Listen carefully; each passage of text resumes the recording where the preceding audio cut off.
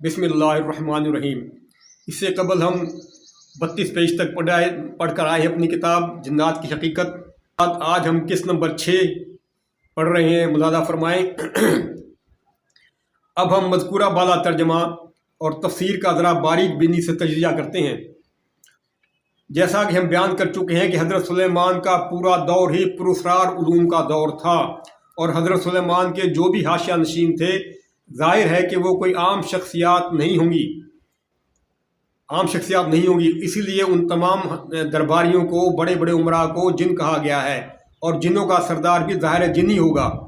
अब इस आयत की भी हम ये हो गया है, वज़ाहत हो गई है कि जिन्नों में भी जो जिन्नों में भी नबी भेजे गए वो कौन थे, वो यही थे हज़रत दाऊद और हज़रत सुलेमान अलैहिस्सलाम, और भी होंगे जिनका जिक्र कुरान शरीफ ने नहीं किया होंगे। बहरहाल दो तो ये हैं। तो और हज़रत सुलेमान के जो भी हाशिया नशीन थे, ज़ाहिर है कि वो कोई आम शख्सियात नहीं होंगी। इसलिए सुलेमान ने भी सिर्फ अपने दरबार के सरदारों से ही इस्तफसार किया कि आप में से कोई है जो मलका सबा के मुसलमान यानी फरमा बरदार होकर पहुँचने से पहले ही उसका तख्त यहाँ मेरे पास ले आए। और ये सुनकर मखलूक जिन में से एक इंतहाई, यानी जिन जो मखलूक जिसको कहते हैं, एक इंतहाई पुरस्कार और कवी हिकल मखलूक ने कहा कि आपके इस मजलिस से उठने से पहले ही मैं मलका बिल्किस का तख्त आपके पास ला सकता हूँ। अब इस जुमला के मुतरजम ने, जिसने का तर्जमा किया जुमले का, इस मखलूक के फ़र्द को कवी हेकल जिन लिखा है, कवी हेकल जिन। और मुफस्सिर साहब ने भी इसकी तायद में यही लिखा है कि वो यकीनन एक जिन ही था।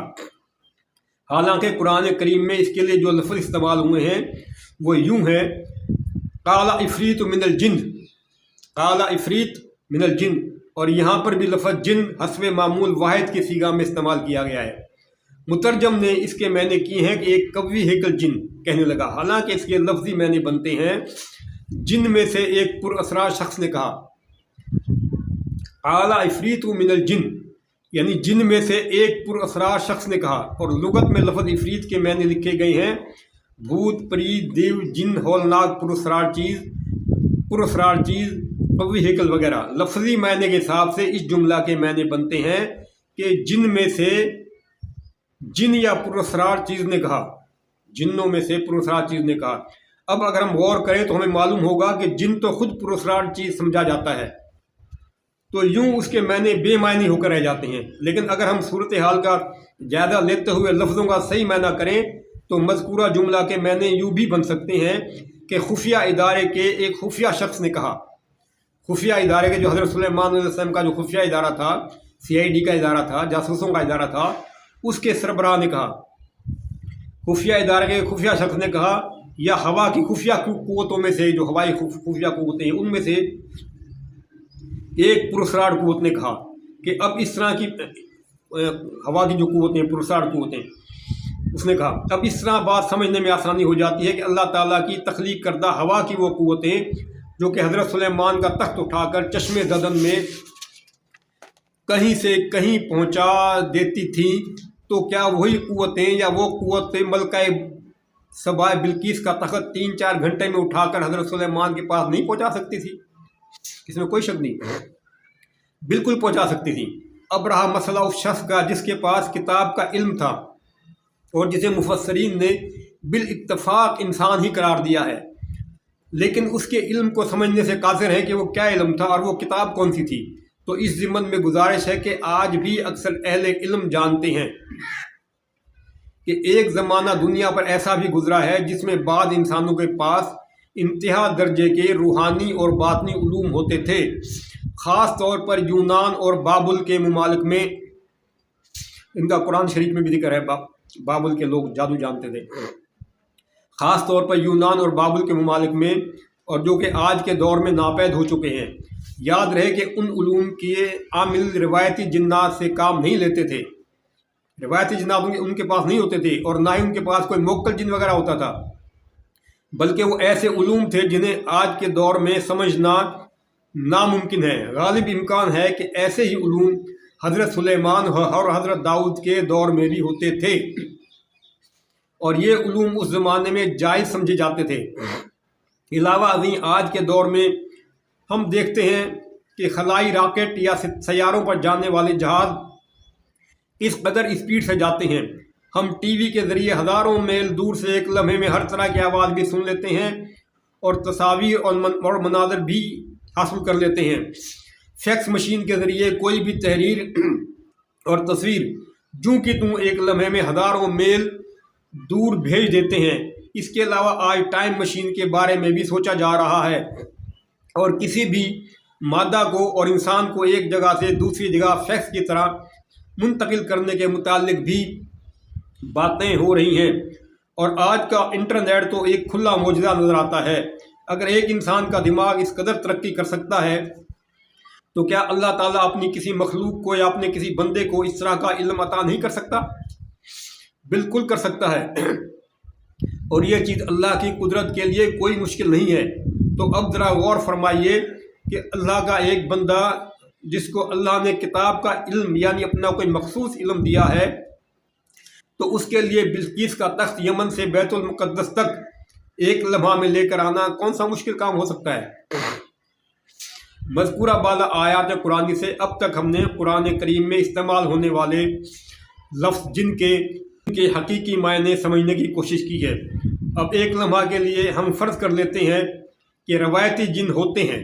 مثال کے طور پر اگر روایتی جن ہوتے ہیں جن کو کہا جاتا ہے، تو اس پس منظر میں جنوں کے متعلق پھیلائے گئے قصے کہانیوں پر بھی چند سوالات پیدا ہوتے ہیں۔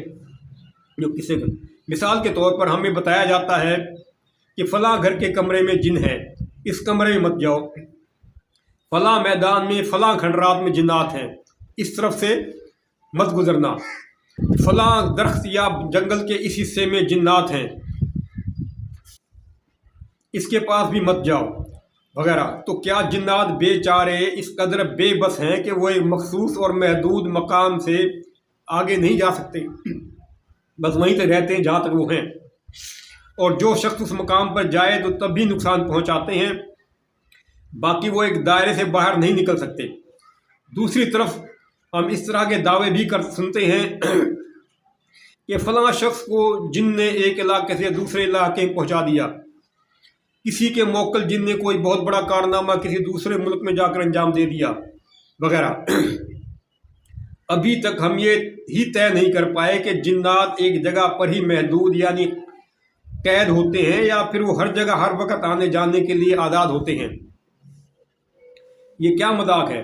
اس کے علاوہ جنات کا ایک اور دلچسپ پہلو جس پر آپ نے شاید کبھی سنجیدگی سے غور نہیں کیا، وہ یہ ہے کہ جنات کی ہر طرح کی کارروائی صرف رات کے وقت ہی ہوتی ہے، رات کے وقت، اور وہ بھی اندھیرے میں۔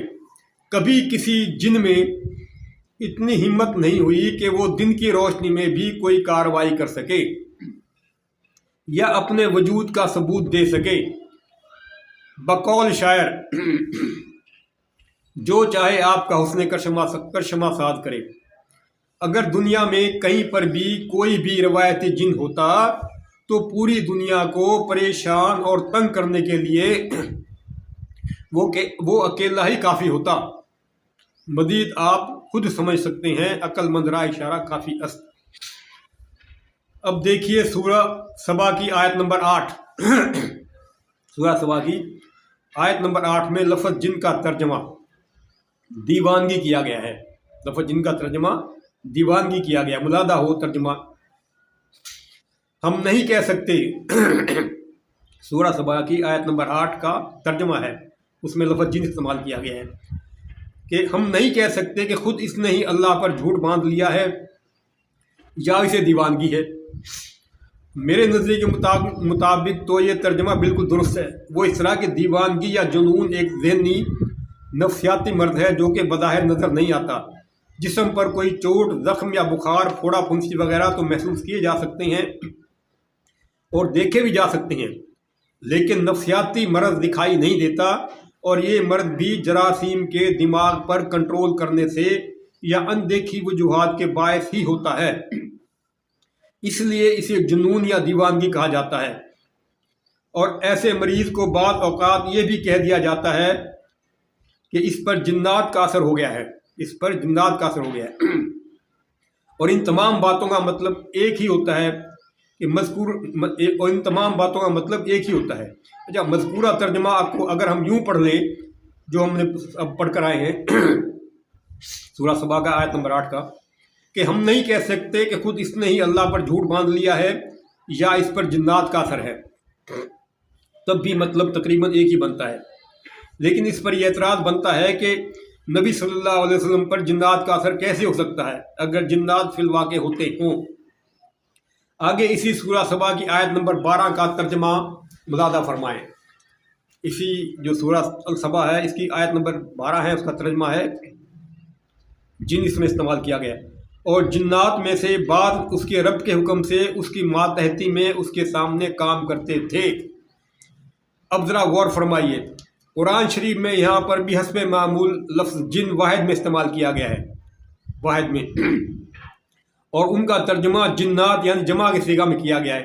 لفظ واحد استعمال کیا گیا، ترجمے کرنے والے نے اس کو جمع میں جنات اس کا ترجمہ کیا ہے۔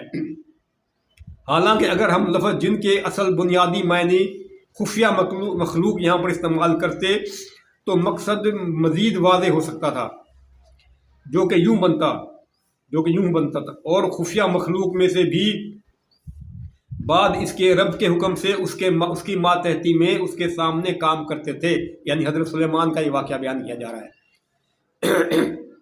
کہ حضرت سلیمان کی جو خفیہ ایجنسیوں کے لوگ تھے وہ ان میں سے ہی بعد اس کے رب کے حکم سے اس کی ماتحتی میں اس کے سامنے کام کرتے تھے۔ اب آپ خود دیکھ لیجئے کہ مطلب کس قدر واضح ہو جاتا ہے۔ علاوہ ازیں قرآن کے مترجم کے مطابق بھی اگر ہم غور کریں تو ہمیں معلوم ہوگا کہ تمام جنات حضرت سلیمان کے ماتحت نہیں تھے، تمام جنات ماتحت نہیں تھے قرآن کے ترجمے کے مطابق بھی، بلکہ ان میں سے کچھ جن ان کے ماتحت تھے، جبکہ آج دنیا کے تمام اہل کتاب لوگ تمام جنات کو حضرت سلیمان کے ماتحت ان کے امتی اور غلام قرار دیتے ہیں۔ اس پر مزید سونے پر سہاگا یہ ہے کہ ہمارے بعض اسلاف نے یہ من گھڑت قصہ بھی گھڑ لیا ہے کہ خدا کے حکم سے فرشتے اپنے ہاتھوں میں آگ کے سونٹے یعنی کوڑے لے کر ان جنات کی نگرانی کرتے تھے، اور جو بھی جن حضرت سلیمان کے حکم سے روح گردانی کرتا تھا تو اس کو آگ کے سونٹوں سے مارتے تھے، جس کے باعث وہ جن وہیں پر جل کر مر جاتا تھا۔ انا للہ و انا الیہ راجعون۔ یہ کیا مذاق ہے، یہ کیا مذاق ہے؟ کیا اس طرح سے ہم قرآن کی تفسیر کرنے کا حق ادا کر رہے ہیں؟ استغفر اللہ۔ جب اللہ کے حکم سے جنات ماتحت تھے تو انہیں مار کر قابو کرنے کی کیا ضرورت تھی؟ چھٹی قسط ہم نے آج یہاں ختم کی، اس کے بعد آج 37واں پیج ہم نے مکمل کر لیا، اس کے بعد آئندہ سے قسط نمبر 7 ہم پیش کریں گے۔ تب تک کے اجازت، ہمارے چینل کو سبسکرائب کریں تو آپ کو مزید معلوماتی ویڈیو ملتی رہیں گی۔ اللہ حافظ۔